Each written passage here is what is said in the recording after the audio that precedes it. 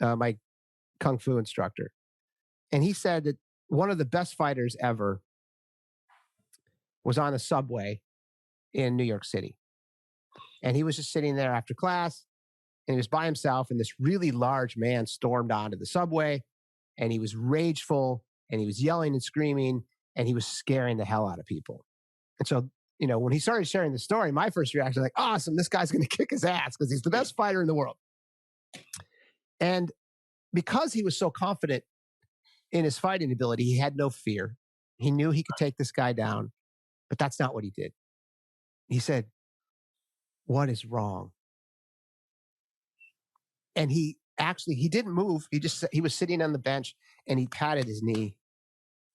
And this really large, angry man sat down and laid his head on his lap and started crying and said that his wife is dying of cancer. And he just got back from the hospital. And he doesn't know what to do. And he's raging against the world. And this man stroked his hair and let him cry. And I have no idea if the story's true or not. But the idea behind it was like, oh my God. And I never, ever forgot that because. And that again you then understand. Yeah. And that again is an example of what we're talking about. That story is so powerful because it gives you an image.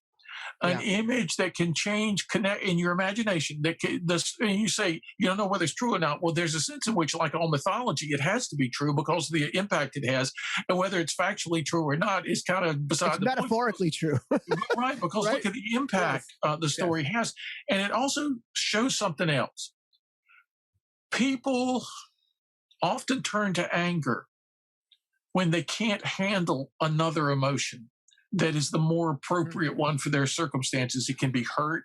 It can be uncertainty. It can be frustration. And these things are too tough for a lot of people. So what they do is they turn it into anger because that's something that's cathartic, something they can get out by yelling or hitting or hurting, and they don't feel it's bottled up inside. I've known people who in marriages had that with a spouse. A spouse would get mad all the time, and there was really nothing to get mad over, but the person was going through something else that they couldn't endure. And so they turned it into anger because at least they could let it out, right? And so what the guy was doing, the experienced fighters, he was recognizing that there's probably something else going on here. Right. And if it can be given another outlet, then the rage will just vanish on its own. Right. Yeah. And he saved the day in the